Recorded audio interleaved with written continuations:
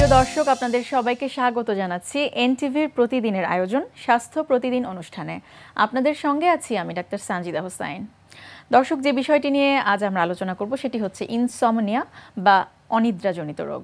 এই বিষয়টি নিয়ে আলোচনার জন্য আমাদের স্টুডিওতে আজ উপস্থিত আছেন একজন বিশেষজ্ঞ চিকিৎসক। চলুন আমরা পরিচিত হই আমাদের আজকের অতিথির সাথে। অধ্যাপক কানিজ মাওলা 1949 সালের 25 সেপ্টেম্বর ঢাকা জেলায় জন্মগ্রহণ করেন। তিনি 1972 সালে ঢাকা মেডিকেল কলেজ থেকে MBBS ডিগ্রি অর্জন করেন। এরপর তিনি চিকিৎসা বিজ্ঞানে উচ্চতর FCPS ডিগ্রি লাভ করেন। বর্তমানে তিনি ইউনাইটেড হাসপাতালের কনসালটেন্ট হিসেবে কর্মরত আছেন। ম্যাডাম, আপনাকে স্বাগত জানাচ্ছি। ধন্যবাদ। যেটি বলছিলাম যে অনিদ্রা বা ইনসমনিয়া কি আসলে, এটি শুরুতেই জানতে চাই।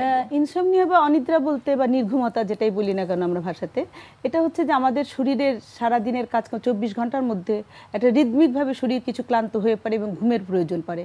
একজন স্বাভাবিক মানুষের দৈনিক 6 থেকে 8 ঘন্টা বা অন অ্যান অ্যাভারেজ যদি 7 ঘন্টা বলি ঘুমের দরকার পড়ে। এই ঘুমটা যখন কম হয় সেটাকে অনিদ্রা বলা হয়। কিন্তু সেটা কিভাবে আসে? ঘুম আসতে দেরি হয়, অথবা ঘুম আসলে বারবার ভেঙে যায়, অথবা একবার ঘুম ভাঙলে ঘুম আসতে চায় না, পরবর্তীতে খুব সকালবেলায় ঘুম ভেঙে যায়। এই সবগুলিকে বলা হয় যে অনিদ্রা বা ইনসমনিয়া।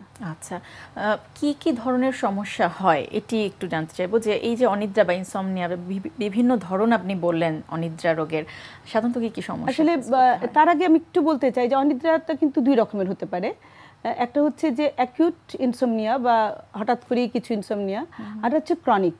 তো অ্যাকিউটটা হচ্ছে যে ধরো এক জায়গা থেকে একজন জেট ল্যাগ, যেটা হয়তো একদম পৃথিবীর এক প্রান্তে আছে, উড়ে আসলো আরেক বাংলাদেশে, আসার পরে যে টাইমের যে ভ্যারিয়েশন হয় তার জন্য হয়তো ঘুমটা হয় না, সেটা হচ্ছে অ্যাকিউট অনিদ্রা। বা কোনো একটা কারণে একটা দুঃখজনক ঘটনা শুনলো, সেদিন ঘুম হলো না, সেটা একটা। এটা খুব অল্প সময়, 1 দিন 2 দিন বা 1-2 সপ্তাহ স্থায়ী থাকে। আর একটা ক্রনিক অনিদ্রা বা ক্রনিক ইনসমনিয়া, সেটা কিন্তু মোর দেন 3 মান্থস, মানে 3 মাসের অধিক, সপ্তাহে অ্যাটলিস্ট 2-3 দিন এটা হতে থাকে। তো এইভাবেও ভাগ করা যেতে পারে অ্যাকিউট আর ক্রনিক অনিদ্রা। আর কতগুলো হচ্ছে প্রাইমারি ইনসমনিয়া, যে কোনো কারণ নাই, কোনো কারণে সুখে শান্তিতে আছে, অকারণে ঘুম আসে না, এটা হচ্ছে প্রাইমারি ইনসমনিয়া। আর একটা হচ্ছে যে নির্দিষ্ট কিছু কারণের জন্য অনিদ্রা হয়, যে কারণ আছে, সেই কারণগুলি ধরো অনেকগুলি কারণ হতে পারে, এবং প্রধান কারণ আমাদের এই মেকানিক্যাল যুগে হচ্ছে স্ট্রেস। স্ট্রেস, তার মধ্যে সব, যে কোনো কারো হয়তো চাকরি চলে গেছে, দিনের পর দিন চাকরি নাই, চাকরি পাচ্ছে না, জবলেস, তার একটা মন খারাপ থাকতে পারে। মেয়ে বড় হয়েছে, বিয়ে হচ্ছে না, সেই স্ট্রেস, সেটার জন্য হতে পারে। মেন্টাল স্ট্রেস, সেটা যেভাবেই হোক, সেটার জন্য হয়তো দীর্ঘদিন ধরে আছে, সেই মেন্টাল স্ট্রেসটাই হচ্ছে সবচেয়ে বড়। তার সঙ্গে যদি দুঃখবোধ থাকে, শারীরিক অসুস্থতা, এটা একটা ইম্পর্টেন্ট জিনিস। যে ঘুমাতে পারছে না কেন, তার অন্য অসুখ রয়েছে। যেমন ধরো একজন অ্যাজমা রোগী, সারাদিন ধরে কাশছে, সারা রাত ধরে কাশছে, তো ঘুমাবে কি করে? পায়ে ব্যথার রোগী, পা ব্যথায় ঘুমাতে পারছে না, অথবা সিরোসিস রোগী, পেটের মধ্যে পানি ভরে আছে, চিত হয়ে শুতে পারছে না। কিছু অসুখের কারণে যেগুলো হয়, ডিসকমফোর্ট ফিল করছে, ডিসকমফোর্টের জন্য, মানে নির্দিষ্ট কারণের জন্য। তবে বেশিরভাগ ক্ষেত্রে যদি কারণ থাকে সেটা আলাদা, কিন্তু বেশিরভাগ ক্ষেত্রেই কোনো কারণ ছাড়াই কিন্তু অনেকের এইভাবে ঘুম আসে না, আসতে চায় না। তো এই জাতীয় সমস্যা নিয়ে যখন রোগীরা আপনাদের কাছে আসে, যেটি আমি প্রথমে একটু এমন ধরনের যাই, যেটি হচ্ছে যে কি সিম্পটম, যাতে করে কোনো কারণ নাই, আপনি যেটি বলছিলেন যে অকারণেই ঘুম আসছে না, বা কোনো ব্যথা ছাড়াই ঘুমটা আসছে না, অন্য যে কোনো কারণে। তো সেই সমস্যা নিয়ে যখন একজন রোগী আসে আপনাদের কাছে, যখন বলে যে আমার রাতে ঘুম হয় না, আপনাদের তখন প্রাথমিকভাবে কি করেন? প্রথমে আসলে এসে তো বলে যে ঠিক অনেক সময় ঘুম হয় না, সেটাও বলে সরাসরি। আবার অনেক সময় বলে যে সারাদিন ঘুম ঘুম লাগে। সিমটমসগুলো এরকম যে যেহেতু রাত্রে ঘুমটা হয় না, সারাদিন ইরিটেটেড হয়ে থাকে, কনসেন্ট্রেট করতে পারে না, ইরিটেটেড হয়ে থাকে, কারো কথাবার্তা সহ্য হয় না, কোনো কাজ করতে গেলে মনোযোগ দিতে পারে না, এসব নিয়ে আসে। ঘুম হয় না বলে যখন, আমরা তখন ডিটেলস ইতিহাস নিতে হবে যে আসলে কতক্ষণ ঘুমায়। সে যদি দেখা গেল যে দিনে দুপুরে ভাত খেয়ে 2 ঘন্টা ঘুমিয়ে গেল, তাহলে তো তার চাহিদা পূরণ হয়ে থাকছে এখানে, তাই না? কাজে ইতিহাসটা ভালো মতো নিতে হবে, তার লাইফস্টাইলটা আগে খুব ডিটেলস জানতে হবে, কোন ওষুধ খাচ্ছে কিনা। এখন রাত্রে যদি সে সারা 12টা-1টার সময় গিয়ে বসে যায় টেলিভিশন দেখতে, বা একটা সিরিয়াল শেষ না হলে শুবো না, বা একটা ফাইটিং বই দেখে তারপরে গিয়ে ঘুমাবো, ল্যাপটপটা নিয়ে বসলো, তাহলে তো ঘুম হবে না। সকালবেলা কলেজ থাকে, স্কুল থাকে, রান্না থাকে, সংসারের কাজ থেকে উঠতে তো হবেই, কাজে ওই ঘুমের পিরিয়ডটা কমে যাচ্ছে।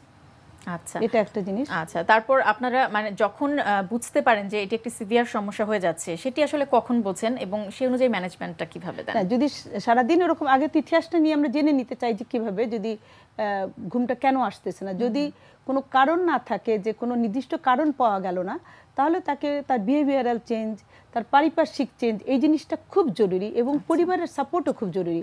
যেমন একটা 10-11 বছরের ছেলে, সে যদি একটা গেম নিয়ে খেলতে শুরু করে যে পড়ালেখা শেষ করেছি, হোমওয়ার্ক শেষ করেছি, এখন আমি খেলবো বসে বসে, খেলতে খেলতে কতদিন খেলতে খেলতে তার অভ্যাস হয়ে গেল, গেম তো একসময় শেষ হয়ে যাবে, তারপর সে বিছানায় গেলে আর ঘুম আসবে না, বা ফাইটিং বই দেখলে ঘুম আসবে না। কাজে পরিবারের, আত্মীয় স্বজনের সাপোর্ট থাকতে হবে। আরেকটা বিষয় একটু জানতে চাইবো ম্যাডাম, অনেকেরই কিন্তু এই যে দেখা যাচ্ছে যে চিকিৎসকের কাছে যাবার প্রয়োজনীয়তা অনুভব করেন না, তিনি নিজে থেকেই ঘুমের ওষুধগুলা নিচ্ছেন এবং দীর্ঘদিন ধরে হয়তো এই স্লিপিং পিলের উপর ডিপেন্ড করে আছেন। এটি আসলে কতখানি যোগ্য? এটা আসলে খুবই খারাপ, কারণ পৃথিবীর 2-1টি দেশের মধ্যে বাংলাদেশ একটা দেশ যেখানে ওভার দ্য কাউন্টার ওষুধ দিয়ে দেওয়া হয়, কিন্তু এটা কিন্তু কোথাওই দেওয়া নিয়ম নাই যে নিজে নিজে ঘুমের ওষুধ খাবে না। সবচেয়ে কাউন্সিলিং করলে, বিহেভিয়ার থেরাপি করলে, এবং যেটা আমরা বলি হেলথ হাইজিন একটা ডেভেলপ করা, হেলথ হাইজিন বা স্লিপ হাইজিনটা যদি ডেভেলপ করতে পারে ঠিকমতো, গুড স্লিপ হ্যাবিট, এটা যদি ডেভেলপ করানো যায় অথবা করা হয়, তাহলে কিন্তু ঘুম হবে। তো এটার মধ্যে ধরো অনেকগুলি ফ্যাক্টরস আছে, যে গুড স্লিপ হ্যাবিট, তার মধ্যে একটা হচ্ছে স্ট্রেস রিলিভ করা, যদি কোনো সত্যি সত্যি অসুখ থাকে সেটার জন্য ব্যবস্থা করা, তার ঘুমের পরিবেশটা, ঘুমের আগে দিয়ে অনেকক্ষণ আগে থেকে তার ঘুমের যে একটা আমি ঘুমাতে যাব এই একটা প্রিপারেশন নেওয়া, ভাত বা রাত্রের যে ডিনার যেটা করো, যে ভাতের কথা বলছেন, ডিনার যেটা, সেটা অ্যাটলিস্ট 2.5 ঘন্টা আগে খেয়ে নিতে হবে, ঘুমের আড়াই ঘন্টা আগে, যাতে একটু ডাইজেস্টেড হয়ে যেতে পারে। হেভি ড্রিঙ্কস খাবার এটার পরে আর কিছু করবে না। এক্সারসাইজ অনেকে করে, দিনে সময় পায় না, রাত্রে খাওয়া দাওয়ার পরে 11টার সময় গিয়ে এক্সারসাইজ করলাম, সেটাও করার জন্য এক্সারসাইজ করতে হবে অ্যাটলিস্ট 4 আওয়ার্স আগে শুতে যাওয়ার। নিজের বিছানায় শুয়ে প্রতিদিন একই সময় শুতে যাওয়ার চেষ্টা করতে হবে। অনেকে থাকে ধরো ছাত্রছাত্রীরা বিছানায় বসে লেখাপড়া করছে, ওখানেই লেখাপড়া করছে, ওখানে ল্যাপটপে কাজ করছে, আবার ওখানে ওটা সরিয়ে রেখে শুয়ে পড়ছে, এটা কিন্তু করা যাবে না। নিজের বিছানাটাকে নিজের শুধু শোয়ার কাজেই ব্যবহার করতে হবে। এরকম অনেক কিছু মডিফিকেশন করে নিয়ে সেটি আপনারা একটু রিল্যাক্সিং একটা থাকার জন্য, যখন কোনো ওষুধ, প্রাইমারি ইনসোমনিয়ার কথা বলছি আমি, একটা রিল্যাক্সিং থেরাপি দেওয়া হয়, যে শোয়ার আগে নিজেকে রিল্যাক্স করার জন্য। সেটা ধরো কিছু খুব সাধারণভাবে যেটা বলি, যে জোরে জোরে কতক্ষণ শ্বাস যদি না হয়, deep breathe in and out, জোরে শ্বাস নিয়ে শ্বাস ফেললে মাসলটা রিল্যাক্স হয়। একটু হালকা কিছু কমিক বই পড়তে পারে, একটু লাইট মিউজিক শুনতে পারে, একটু পানি খেতে পারে, এরকম এই ধরনের কিছু করে ঘুমের একটা পরিবেশ সৃষ্টি করা, একটা পরিবেশ, আবহাওয়া, আর পর্দা টর্দা টানা, ব্রাইট লাইট যাতে না থাকে, এই সবগুলো মিলিয়ে একসঙ্গে বলা যেতে পারে যে একটা স্লিপ হাইজিন, এটাকে অভ্যাস করতে হবে। আচ্ছা, তারপরও যদি কোনো কারণে তার এই সমস্যা থেকে সে দূরে থাকতে, সমস্যা থেকে যাতে মুক্ত থাকতে না পারে, সেক্ষেত্রে আসলে করণীয় কি? সেক্ষেত্রে যদি আবারও বলছি যে প্রাইমারি ইনসোমনিয়ার কথাই বলছি, সেক্ষেত্রে তো অবশ্যই তাকে কিছু সাহায্য করতেই হবে, কারণ একজন লোককে তো সারাক্ষণ জাগিয়ে রাখা যায় না, তাকে সাহায্য করতে হবে। সেই সময় কিছু হিপনোটিক্স দেওয়া হয়, তবে খুব সাময়িক, অল্প সময়ের জন্য। এগুলি সব দেশেই পাওয়া যায়, আমাদের এখানেও পাওয়া যাচ্ছে, এবং এগুলা খুব সফট হলেও কিন্তু এগুলোতে অ্যাডিকশন হয়। কাজেই তাকে হিপনোটিক্স না, দীর্ঘদিন খাওয়া যাবে না, হিপনোটিক্স দিতে হবে, যে কিছু তার কষ্ট যে হচ্ছে, সারাদিন ঘুমাতে পারছে না, রেস্টলেস থাকছে, কাজে মন দিতে পারছে না, কনসেন্ট্রেট করতে পারছে না, মেজাজ খারাপ করছে, তখন তাকে একটু দিতে হবে। তো এগুলি বেনজোডায়াজাপিন বা লোরাজিপাম গ্রুপের কিছু ওষুধ পাওয়া যায়, সেগুলো দিতে হবে। অনেকের কিন্তু আবার একটা মজার ব্যাপার আছে, যে অ্যান্টি অ্যালার্জিক যে ড্রাগসগুলো, সেগুলোতেও কিন্তু তারা বেশ ভালো কাজ করে, একটু ঘুমাতে সাহায্য করে। হ্যাঁ, এইগুলো লোরাটাডিন, এগুলোও কিন্তু খান, এগুলো খেলে যদি ঘুমায় ঠিক আছে, লেট দেম হ্যাভ দ্যাট। আবার আরেকটা অ্যান্টি ডিপ্রেশন, যদি ডিপ্রেশনের সঙ্গে কিছুতম সম্পর্কিত থাকে, তাহলে অ্যান্টি ডিপ্রেশনটা দেওয়া যেতে পারে। তবে মনে রাখতে হবে খুব অল্প সময়ের জন্য অবশ্যই, এবং সেটি অবশ্যই আপনাদের পরামর্শক্রমেই হতে হবে। একটু জানতে চাইবো যে জটিলতা কি কি রয়েছে, যারা দীর্ঘদিন ধরে এই অনিদ্রা সমস্যাটিতে ভুগছেন কিন্তু কোনো চিকিৎসা নিচ্ছেন না, তার কোনো ব্যবস্থা নিচ্ছেন না, সেক্ষেত্রে কি কি সমস্যা? সেক্ষেত্রে তার গ্র্যাজুয়ালি তো তার মানসিক সমস্যা শুরু হবেই। তবে আরেকটা মজার জিনিস আছে, যে এই অনিদ্রার সঙ্গে কিন্তু ওবেসিটির একটা ডাইরেক্ট সম্পর্ক আছে। যারা কিন্তু অনিদ্রায় ভুগছেন, বেশিরভাগ ক্ষেত্রেই দেখা যায় তারা কিন্তু মোটা হয়ে যাচ্ছেন, কারণ তারা কোনো কাজ থেকে বিরত থাকছেন, তো কাজও করছেন, এমনি একটা হরমোনাল ব্যাপারও আছে এখানে, কিন্তু কাজ থেকে বিরত থাকার কারণে তার গ্র্যাজুয়ালি মোটা হয়ে যাচ্ছেন। মোটা হয়ে গেলে সেই মোটার যে সব জটিলতা সেগুলোও আছে, আর ইরিটেটেড থাকার কারণে তার যে মেটাবলিজম সেগুলি সব ডিস্টার্ব হয়ে যাচ্ছে। অনেক দিন থাকতে থাকতে মানসিক সমস্যা এমনকি আত্মহত্যার প্রবণতাও এসে যেতে পারে কারোর মধ্যে। আচ্ছা ম্যাডাম, এই যে অনিদ্রা বা ইনসমনিয়া একটি সমস্যা, যেটা আপনি বলছিলেন অনেকগুলো সমস্যাকে অনেক সময় সে ডেকে নিয়ে আসছে, তো এটি খুব দীর্ঘদিন কিন্তু আসলে চলতে দেওয়া যায় না, যাতে করে ওই পর্যন্ত যেতে না হয় আমাদের দর্শকদের জন্য বা রোগীদের জন্য আপনার পরামর্শ কি? ইনসমনিয়া বা অনিদ্রার হাত থেকে বাঁচার জন্য একটা সুস্থ জীবনযাত্রা বেছে নিতে হবে। সব কিছু যদি ডিসিপ্লিনড ওয়েতে করতে থাকেন, তারপরে গুড স্লিপ হ্যাবিট যদি তৈরি করেন, স্লিপ হাইজিনের মধ্যে দিয়ে যদি যান, তাহলে অনিদ্রার হাত থেকে মুক্তি পাওয়া যাবে এবং অনেক শান্তিতে থাকতে পারবেন। ম্যাডাম অনেক অনেক ধন্যবাদ, খুব সুন্দর করে বুঝিয়ে দিলেন বিষয়টি নিয়ে। ধন্যবাদ তোমাকেও, ধন্যবাদ এনটিভিকেও। প্রিয় দর্শক, আমরা শুনছিলাম ইনসমনিয়া বা অনিদ্রাজনিত সমস্যা, এই বিষয়টি নিয়ে বেশ কিছু গুরুত্বপূর্ণ তথ্য। যে পরামর্শগুলো আমাদের আজকের অতিথি আমাদের দিলেন, আশা করছি সেগুলো আপনাদের উপকারে আসবে। আজকে আমরা সাসপেনশন ট্রেনিংয়ের যে মাসলটাকে আমরা ফোকাস করব, সেটাকে আমরা বলি হচ্ছে পেক্টোরিয়াল মাসল, মানে চেস্টের যে মুভমেন্টটা। আমরা চেস্টের এক্সারসাইজটা করবো হচ্ছে ট্রেডিশনাল যে পুশ আপগুলো আমরা মারি সেটাই, কিন্তু সেটা আমরা সাসপেনশন অবস্থায় করব। ট্রেডিশনাল পুশ আপ মারলে যে জিনিসটা হচ্ছে যে আমরা একটা মোশনে শুধুমাত্র আমরা বডিটাকে আপ ডাউন করাচ্ছি, খুব একটা বডি মুভমেন্ট কিন্তু হচ্ছে না, স্ট্যাবিলাইজার মাসলগুলো খুব একটা অ্যাক্টিভেট হচ্ছে না। যদিও নর্মাল যে বেঞ্চ প্রেসগুলো মারছি তার চেয়ে অনেক বেশি মাসল আমরা পুশ আপে অ্যাক্টিভেট মানে করতে পারি, কিন্তু সাসপেনশন ট্রেনিংয়ে যে জিনিসটা হচ্ছে আমরা প্রায় 2 থেকে 3 গুণ মাসলগুলো আমরা অ্যাক্টিভেট করব। রিজন হচ্ছে সাসপেন্ডেড অবস্থায় আপনার বডিটাকে ব্যালেন্স করার জন্য অনেকগুলো মাসল কিন্তু আপনার অ্যাক্টিভ হয়ে যায় অটোমেটিক্যালি। ওই অবস্থায় আপনি যখন পুশ আপটা মারছেন তখন দেখবেন যে আরও কিছু মাসল যেগুলো কখনোই আপনি অ্যাক্টিভেট করেননি নর্মাল পুশ আপ অথবা বেঞ্চ প্রেসের সময়, সেই মাসলগুলো অ্যাক্টিভেট হচ্ছে। এতে যে জিনিসটা হবে, আপনার বডি অ্যালাইনমেন্টটা তো ঠিক হবে, আপনার অ্যাবসের কোর মাসলটা ঠিক হবে, লোয়ার ব্যাক ইনজুরি যাদের থাকে সেই জিনিসটাও ঠিক হয়ে যাবে। অ্যাট দ্য সেম টাইম আপনি যে জিনিসটা হবে পেক্টোরিয়াল মাসলের ডেফিনেশনটা চলে আসবে। পেক্টোরিয়াল মাসলের ডেফিনেশনে আপনি জিনিসটা খেয়াল করবেন যে অনেকে দেখা যায় যে ম্যাস বিল্ড হচ্ছে, বেঞ্চ প্রেস মারছে অথবা অন্য এক্সারসাইজ করছে, পুশ আপ মারছে, ম্যাস বিল্ড হচ্ছে, পাম্প হচ্ছে, ডেফিনেশনটা ঠিকভাবে আসছে না। এই সাসপেনশন ট্রেনিংয়ে যদি আপনার হেল্প নেন, যারা শুধু টিআরএক্স করতে চাচ্ছে না, তারা যদিও শুধু হপ ব্যায়াম বাদ দিয়ে চেস্টের এক্সারসাইজের পরে যদি এই সাসপেনশন ট্রেনিংয়ের মাধ্যমে যদি শুধু তারা পুশ আপগুলো মারে প্রতি দিন, যেদিন মারবে বেঞ্চ প্রেসগুলো মারবে, তাহলে দেখবেন ডেফিনেশনটা, ম্যাসের কথা বলছি না, মানে ডেফিনেশনটা খুব তাড়াতাড়ি হয়ে আসবে, চলে আসবে। এখন দেখুন যে আমাকে করবে আজকে রাব্বি, ও কীভাবে চেস্টের জন্য সাসপেনশন ট্রেনিং দিয়ে করছে।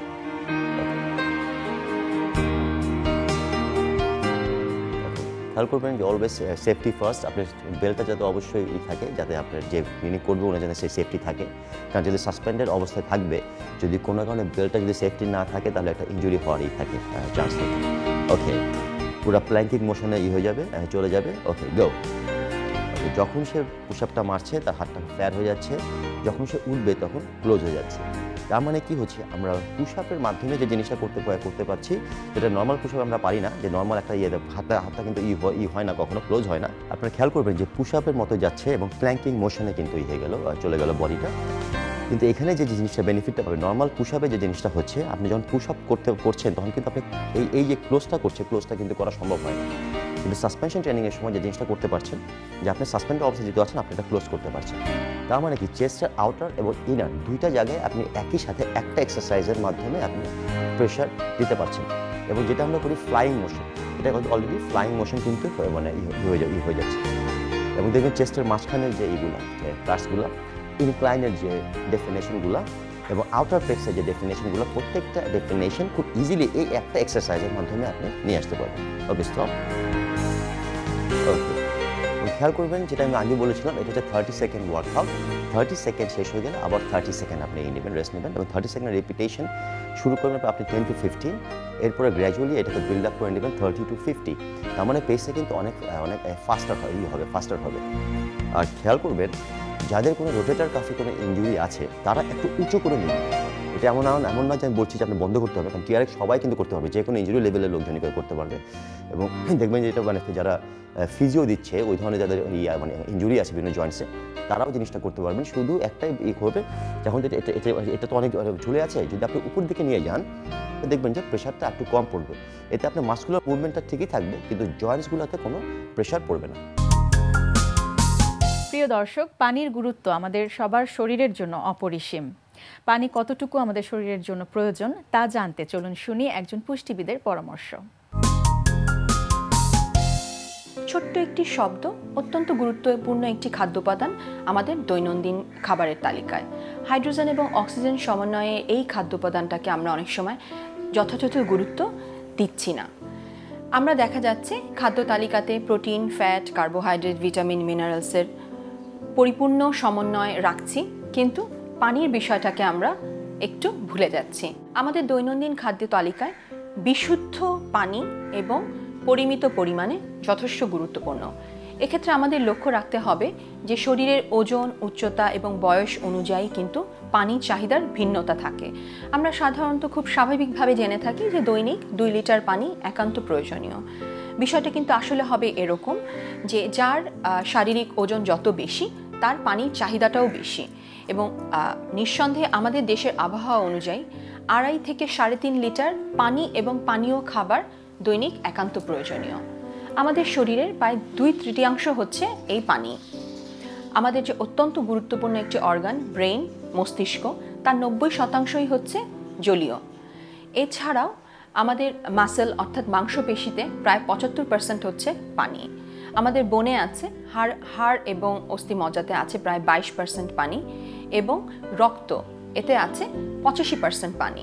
এ থেকে আমরা খুব সহজেই বুঝতে পারি যে মাথা থেকে পা পর্যন্ত অর্থাৎ টপ টু টো আমাদের শরীরের প্রতিটি গুরুত্বপূর্ণ অঙ্গের প্রতিটা সেলের সতেজতার জন্য পানি একান্ত গুরুত্বপূর্ণ। এক্ষেত্রে আমাদের লক্ষ্য রাখতে হবে পানির বিশুদ্ধতার বিষয়। পানিটা অবশ্যই হতে হবে বিশুদ্ধ এবং কিছু কিছু ক্ষেত্রে পরিমিত।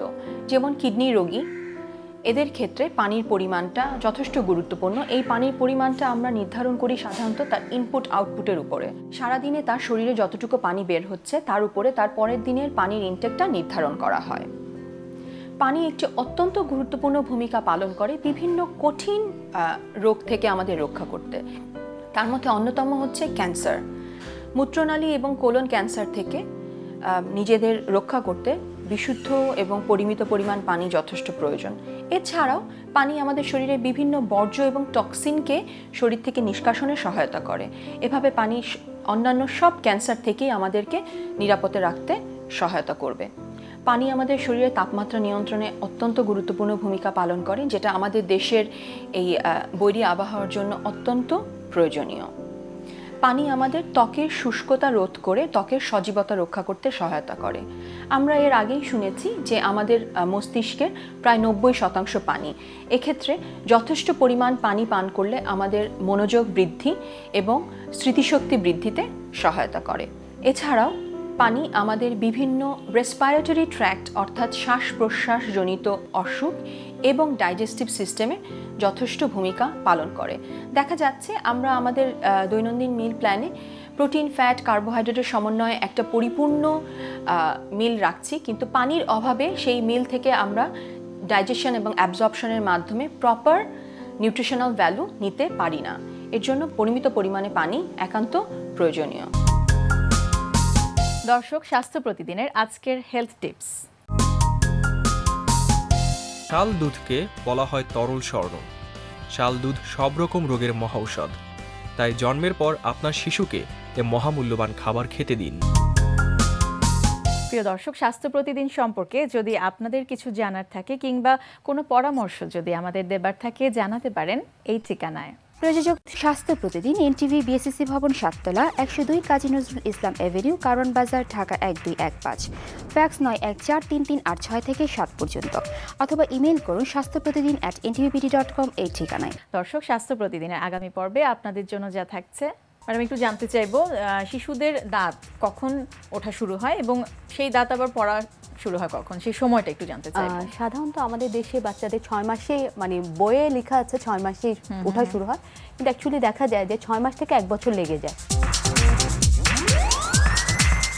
দর্শক, বিশ্বের যে কোনো প্রান্ত থেকে যে কোনো সময় এনটিভিতে সম্প্রচারিত সংবাদ ও অন্যান্য সকল অনুষ্ঠান উপভোগের জন্য ভিজিট করুন আমাদের পূর্ণাঙ্গ ওয়েব পোর্টাল www.ntvbd.com। দর্শক, আজ এ পর্যন্তই। আপনারা সবাই ভালো থাকুন, সুস্থ থাকুন। আগামীকাল আবারও দেখা হবে ঠিক একই সময় এনটিভির পর্দায়।